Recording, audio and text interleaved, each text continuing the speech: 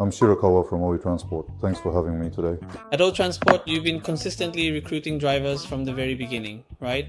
You've been doing job postings for a long time, even adding videos at the end. That's right. That's why I started this channel. Well, I was actually made to start this channel. You say you were made to, but now you're always asking, when are we filming? That's true? Do you by any chance have a sense of approximately how many drivers there are in the industry as a whole? Well, for companies in Hokkaido, I pretty much have a handle on it. I even know most of their faces. What about Race Yuso or the companies in Honshu? Is it harder to tell there? Yeah, I only hear bits and pieces about them. I can guess based on their fleet size, like they probably have this many. I see. I have an idea. But just like every other industry these days, everyone is struggling with labor shortages and the lack of new recruits. So other companies are also short-staffed? Yes, especially for racehorse transport. A while back, I heard there was even a waiting list just to take the entrance exam. Applications were flooding in, and it was hard to get in. It used to be very competitive, but it seems like those days are over now. Does that mean even Race Yuso is short on people? Yes, it seems things are gradually becoming more difficult for them too. The overall population in Japan is shrinking and the workforce is decreasing. That trend is clearly affecting drivers and the transport industry as well. That's right, the population is definitely declining. So in this situation, increasing the number of drivers in the industry must be a major goal for you. What do you think is necessary to achieve that? Well, doing things like this YouTube channel, I'm still figuring it out, but by using social media, people who didn't know about this industry are starting to notice us, even if just a little. I've even heard that from some of our applicants. We need to keep doing this and spreading the word through various platforms. First, we have to let people know that this kind of job even exists. They really need to know about us.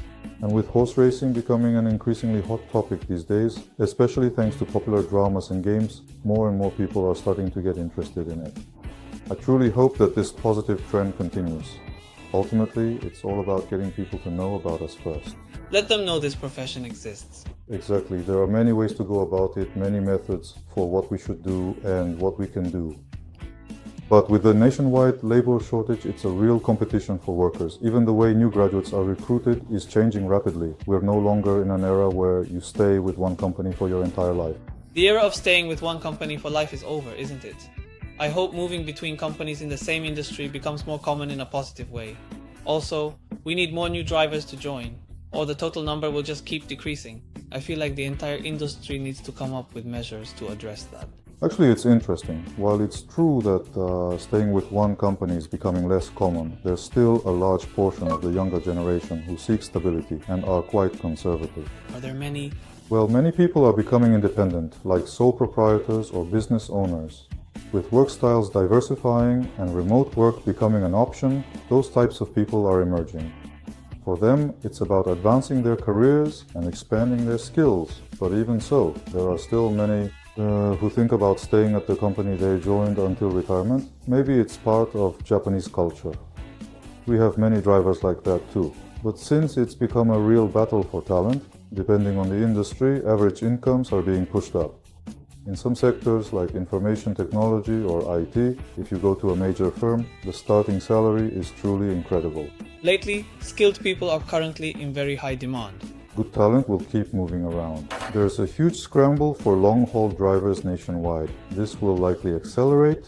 Once you have the skills, it's easy to switch jobs. This mobility means employers must work harder to keep people from leaving. We also need to create an environment that attracts new people.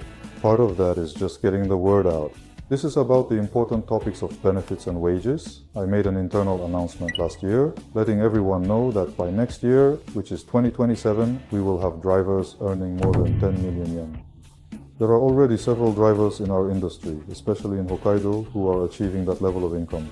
While we may not be offering the very best average pay just yet, our goal should be to work hard and strive to surpass that in the near future. Other companies might pay more, but everyone is struggling to find people. I don't think it's just about income for people, but it certainly serves as a major motivator and a clear benchmark, doesn't it? Income, benefits, and ease of work. Nowadays, the younger the workers are, the more they value time off. It's essential. Yet, there are companies out there that aren't struggling for talent at all. In those cases, word of mouth spreads. People know the work environment and benefits are good, so they keep coming. A positive cycle brings in more people. Annual income is a very clear indicator. We want to raise incomes, and we will. Naturally, we'll have to pass that on to customers through freight rates. But I want customers to understand, without that investment, we'll lose drivers on the ground. And then, as we've discussed, everything else will grind to a halt. The number of people driving on site has been decreasing, they've been quitting. We can't just say, so we can't take any more orders. So customers also need to see it as a necessary cost to prevent that from happening. Owners who have their own staff, like ranch owners, most are probably like that, and they're struggling with it. Well, I think everyone's struggling with human resources. That's also a big part of it, things like working conditions and income. Well, I'm sure they understand that. So if we don't improve those areas, we won't be able to continue providing stable transport services. When I say we'll pay over 10 million yen, well, I've had several employees say things like, is that true? Can you really do that? Or that's amazing. But then, in today's world, or with this inflation happening in Japan and all, the competition for talent, the scramble, and especially now, the battle for long-distance drivers is getting more intense. I want to aim for 10 million, but, well, when we actually pay 10 million next year, will 10 million even be enough? That's something. Well, I tell people who say something about it, well, you just don't know, do you? By then, it might be like, just for being a long-distance driver, it's only natural to get that much. It would be great if other companies had that same mindset. But I think most people probably feel that way, don't they? Do they really? We're the ones trying to raise it rapidly, though. I suppose it's partly because it was low to begin with. After all, we want to secure young talent, train them long-term, and continue providing stable transport services, of course, and I guess it comes down to whether you're looking ahead or not. I don't know, though, because we want to keep providing our services. Because, even when I look at other companies we do business with, companies where I really want them to keep going because they provide vital services that make our work possible, even there. I see things like, people are quitting one after another, or they're aging and no young people are joining, and it makes me uneasy. Right, if a company providing services or technology we need starts looking like its survival is at risk, it's worrying for us too, isn't it? Well, it's only natural that we'd have to consider other options. It's probably even more dangerous if we're too dependent, though. And for race transport companies, on the organizer side, well, I'm not sure about the local ones, but speaking of the JRA, the transport fees, or the money going to the transport companies, is fixed by budget. It seems to be roughly a certain percentage of sales, but if that doesn't change, if there's a cap on the money that can be distributed, it'll come down to how long we can keep giving raises to employees. That might be part of it too, even for race transport, where it's getting hard to find people. Because compared to the old days, it's not that. If anything, the annual income is lower than what I heard. Decades ago, or even further back, being a horse transport driver was a dream job for long-distance drivers. Many people thought of it as a rare, special job, but that's just not the case anymore, is it? That's exactly why we need to stand out in that area too. In the end, as I said before, we're in a state where word isn't spreading about places where recruitment is going well, and the people working inside probably aren't saying our place is great or you should join us as much anymore. I don't know the exact details, but unless the funding for JRA and race transport fares is increased, fuel, highway tolls, and ferry costs are all paid by the JRA. I don't know if I should say this. Well, while wages are rising and vehicle costs are going up. Yes. I haven't heard the details on whether they're looking into that, but unless they increase the distribution rate for those things, it's bound to just keep tapering off. It's the same for the farms. Naturally, people will leave places that can't raise wages. Once people leave, it's hard for those remaining to manage. So even if new people join, they quit quickly because it's too tough. Yeah, the burden shifts. After all, the work itself doesn't change. It's just a matter of how many people are doing it. And since they quit so fast, recruitment costs go up. It's a vicious cycle. I feel like the perception that horse racing is just gambling is slowly fading as people learn more. I think it's faded quite a bit. It's becoming entertainment. I think the image strategy is working well. I think more people want to work in it, but I wonder what we can do to increase that even more. We should perhaps be a bit more open, really, about what the work actually involves, including the nature and details of what we do. Some farms even offer work experience programs, right? Yes, some places do. It depends on their scale and whether they can manage it. Yeah. With more staff, you have different departments and a system to welcome people. Places that are well organized will grow more as an organization. I suppose that's where the polarization comes in. It would be great if the whole industry could communicate more. Oh, you mean the horse transport industry? The horse transport industry, yes. Like other primary industries, work involving horses is often hard to show publicly. Yeah. There is some confidential information, but there is also work that is sometimes hidden. People think that if it is seen, no one will want to come to such poor conditions. Ah. I think the horse racing industry is quite closed off, and that tendency remains. Industries with little public exposure often struggle to break free from that. So, as we implement various measures, we're becoming a company that we can confidently show to others, and we're reaching that state now. Unless the entire industry does this, our collective voice won't carry much weight. In many ways, it's about clearing the 2024 problem we've discussed, and other issues too. That's how we create a situation where we can provide sustainable services. If we just keep saying, oh, it'll be bad if something happens, but it rarely does, and we just keep going like that, then naturally it'll become an industry that no one wants to join. Information isn't out there, but people are afraid to share it. We have to become companies that can share openly, or outsiders will never find us. If they don't know the job, it's not an option. Awareness will never improve. It's not just about salary or numbers. We need to properly organize the actual workplace. Otherwise, it'll be difficult to attract new people into this horse transport industry. To spark that influx, well, it's quite a challenge. I want to address that head on, I really do. I would like other companies to take similar actions as well. If we are the only ones doing it, the impact will be minimal. The whole industry needs to rise. Partnering where possible might be a good start. So really, even if we publicly aim for 10 million, that's still not enough.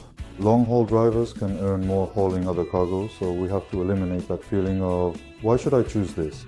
We have to raise the standards, and we really need our customers to understand that too. That's something we really need our customers to understand as well. OE Transport is the only one in the industry doing YouTube right now. I think we have about 4,400 subscribers at the moment. Many trainers are starting YouTube lately, and even former jockeys are doing it too. Yes, they are. They've been popping up lately. It would honestly be really great if we could collaborate with people like that, you know? It's really great that people are now sharing a world that was previously hidden from most of us. I think they're doing this because they genuinely feel a sense of crisis, a real urgency that motivates them to act and reveal what was once concealed. Trainers and JRA stable hands are also facing a serious labor shortage. Maybe it's also to show customers that they're doing things properly. But in this day and age, you really have to put yourself out there. Before, there was a lot of, just do this and it'll be fine, but not anymore. Now you absolutely need strategies just to be discovered. That's true. Many companies don't even have a website. Nowadays, young people, and I'm the same, when we first meet someone for business, well, if I'm interested, I'll look up the company. If no info comes up, you start to wonder if they're okay, right? It's like a form of verification these days. Yeah, it's expected to have one now. The barrier to entry is so low now that people just throw one together quickly, I think. A lot of people honestly do not know that. I used to think that making a website was actually really expensive, maybe even out of reach for most people too. So, because of that old image, many people just end up avoiding it altogether. So they have no idea what it's like now. It's fine if someone looks into it because they want one, but when sales calls come in asking to build one, those places are usually expensive even now. They definitely are. They can't really make money otherwise, so they charge a premium price for their services. Even if the content isn't great, it's still pricey, and you don't see results right away with those. A website isn't finished once it's built. That's just the start. So, I guess the first step is creating a way for people to find you. That's right. Then you provide detailed information on the advantages and disadvantages, so they can carefully decide for themselves if they really want to do it. Exactly. You have to show the behind the scenes, even the downsides. If you only say good things, it's suspicious and people stay away. A polished presentation can be off-putting. We haven't released recruitment videos lately, but we still get applicants. However, many don't even make it to the interview, or rather, we end up turning many of them down. Is that due to some other factor? Well, most inquiries come through the contact form. And we get a lot of email inquiries, but, based on their language or their background, I often think it might be difficult. You think it'll be tough? So maybe there are still many people who think anyone can be a driver. They might have this image that we're short-staffed and will hire anyone who applies. We need to change that perception somehow. In that case, we should feature the voices of actual workers. We haven't had the drivers on camera much yet. Alright, I've actually asked the staff on site to begin sharing a bit more. I really want them to be the ones who run the YouTube channel themselves. Even if it's just about us, it would be great to show what a horse transport company in Hokkaido is really like. If that sparks an interest, whether they work for us or a competitor, that's a good thing. Unless the industry stabilizes and grows, it'll be hard for any company to survive there. It's no good if only your own company is doing well. That's just short-sighted. Anyway, thank you very much. Yes, thank you very much. Ohe Transport is currently looking for new drivers. For more information, please check the description box below. If you're interested, please apply. We look forward to hearing from you.